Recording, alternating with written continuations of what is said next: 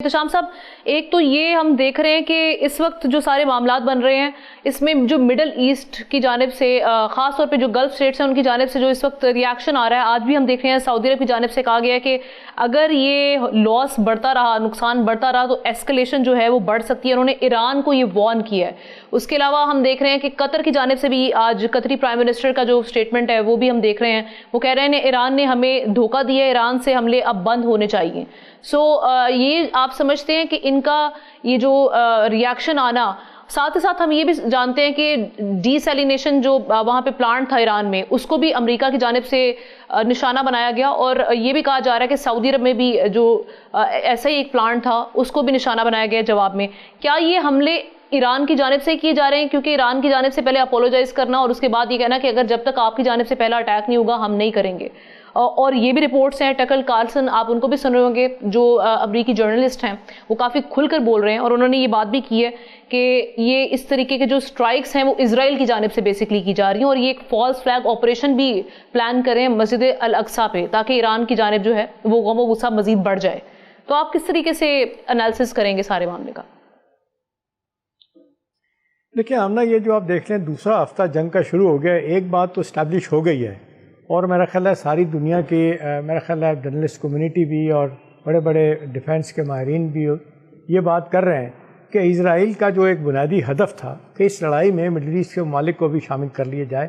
تو آپ نے دیکھا وہ تو شامل ہو گئے۔ اب اگلا سوال ہے کہ جو سب جگہوں پہ پھر پوچھا جا رہا ہے، اب یہ مسعود پزشکیان صاحب نے جب باقاعدہ طور پہ آفیشیلی معذرت کر لیا، اپولوجائز کر لیا کہ ہم یہ حملے نہیں کریں گے، اور پھر ان کو ایشورنسز دے دی گئیں، اور یہ فیلڈ مارشل صاحب نے، مجھے ذاتی طور پہ پتہ ہے، یہ ایشورنسز جو ہے نا وہ سعودی عرب سے لے کے ایران کو دی تھی، ایران کے صدر کو، اور ساتھ پھر ایران کے صدر نے یہ انڈرٹیکنگ دی تھی کہ کوئی اب حملہ نہیں کریں گے۔ اس کے بعد یہ کیوں ہو رہا ہے؟ اب کانسپریسی تھیری میں جائیں، کس میں بھی جائیں، ایک بات اپنی جگہ پہ ہے کہ کچھ لوگ کہتے ہیں کہ اختلافات ہیں ایران کے اندر بھی۔ اب جس طریقے سے مسعود صاحب اتنے ہارڈ لائنر نہیں سمجھے جاتے، لیبرل سمجھے جاتے ہیں، ان کے مقابلے پاسدارانہ انقلاب وہ نہیں مانتے کسی کی بات، وہ کہتے ہیں کہ شاید ان کی طرف سے حملے جاری ہیں۔ دوسری طرف یہ بھی بات کی جا رہی ہے جو مجھے زیادہ کریڈیبل لگ رہی ہے کہ یہ اسرائیل کی طرف سے سب کچھ ہو رہا ہے، کہ دیکھیں نا باوجود اس بات کے کہ اتنے اوپنلی ایشورنسز دینے کے بعد، اپولوجائز کرنے کے بعد، یہ کیسے ہو سکتا ہے کہ پھر 10 گھنٹے کے بعد ہی دوبارہ حملے شروع ہو گئے؟ تو یہ ابھی جب تک میرا خیال ہے طے تک نہیں پہنچا جاتا، یہ ابھی کچھ کہنا مشکل ہے۔ لیکن ایک بات طے ہے، دیکھیں نا پاکستان کی آپ بات کر رہے ہیں، یہ اچھی بات ہے۔ پاکستان اب ریجن میں جس طرح نیٹ سیکورٹی اسٹیبلائزر کے طور پہ سامنے آیا، ایک مڈل پاور کے طور پہ بیہیو کر رہا ہے، اور یہ الحمدللہ مئی کی جنگ ہندوستان سے جیتنے کے بعد اور بہتر سفارتکاری کے ذریعے، جس کو نقوی صاحب زیادہ جانتے ہیں مجھ سے، وہ کرنے کے بعد پاکستان ایک بڑے اچھے طریقے سے، اور پھر جس طریقے سے ہمارا معاہدہ ہوا ہے جنگ جیتنے کے بعد، ایران کے ساتھ ڈیفینس کا معاہدہ ہوا ہے اپنا سعودی عرب کے ساتھ، اس کے بعد سے 8 ممالک اور بھی شامل ہونے کے تیار ہیں انکلوڈنگ بنگلہ دیش۔ اب ایک طرف نو کانفیڈنس ہے امریکہ کی طرف، جس نے وعدہ کیا ہوا تھا کہ مڈل ایسٹ کو ایک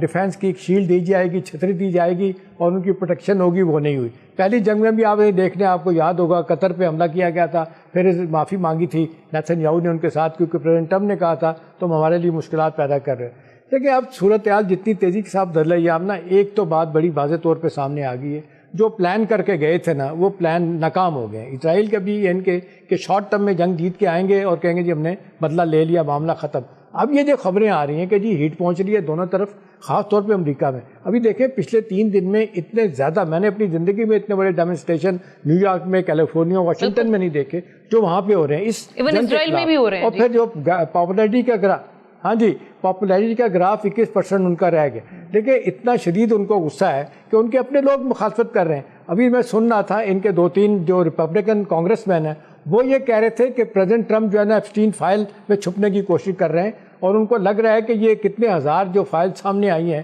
جس کا ساری دنیا ذکر کری ہے، ایک کا آج پھر ذکر ہوا ہے، ایک خاتون جس پہ sexual assault new York time کی سٹوری بتاتی ہے، ان کو $80 ملین دے کے آؤٹ آف دی کورٹ انہوں نے سیٹلمنٹ کروائی۔ دوسرا دیکھ لیں کرسٹی نوئم، وہ جو ان کی ہوم لینڈ سیکورٹی کی سیکرٹری آف اسٹیٹ ہے، انہوں نے ان کو نکال دیا انہوں نے، اور یہ کہہ کے نکالا، اس کی وجہ جو سامنے آئی کہ وہ کانگریشنل کمیٹی میں ایک ہیئرنگ میں بیٹھی تھی، وہاں ان سے سخت سوالات پوچھے گئے، ان سے اقرار کروایا گیا کہ کیا پریزیڈنٹ ٹرمپ نے اپنی ذاتی سیکورٹی اس کے لیے کمپین کے لیے ایک سرکاری طور پہ ایک کمپین منظور کروائی ہے ایڈورٹائزمنٹ کی؟ اس نے کہا ہاں جی کروائی ہے۔ اس کو نکال دیا کہ تم نے کیوں بات مانی۔ تو دیکھیں وہ بڑا شدید اندرونی طور پہ ان پہ دباؤ ہے کہ جنگ بند کی جائے، اور پھر آمنا جو آگے نقصانات در نقصانات ہو رہے ہیں. ایک بڑی ڈیولپمنٹ میں آپ کو بتاؤں جو ہوئی ہے نا، جس نے امریکہ کی ساری بزنس کمیونٹی کو، سرمایہ داروں کو ہلا کے رکھ دیا ہے، وہ کہہ رہے ہیں کہ یہ جو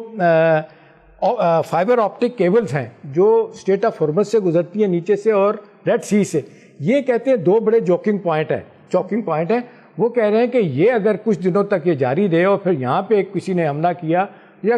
ایران ہی فرض کریں کر دیتا ہے یا کوئی اور کرتا ہے، انہیں کہا ساری دنیا جو ہے نا ایک دوسرے سے کٹ کے رہ جائے گی اور یہ دنیا کا کاروبار، انٹرنیٹ لینا دینا بند ہو جائے. یہاں سے کہا جا رہا ہے کہ ایک بڑا شدید دباؤ پریزیڈنٹ ٹرمپ پہ آیا ہوا ہے کہ یار یہ جنگ آپ نے شروع کی ہے اور یہ وار آف چوائس اور آپ کے لیے مصیبت ہوگی. ادھر وہ اپنی ایرانی بقا کی جنگ لڑ رہے ہیں جس کے لیے بہت زیادہ دنیا میں آمنا ان کے لیے ہمدردیاں پیدا ہو گئی ہیں.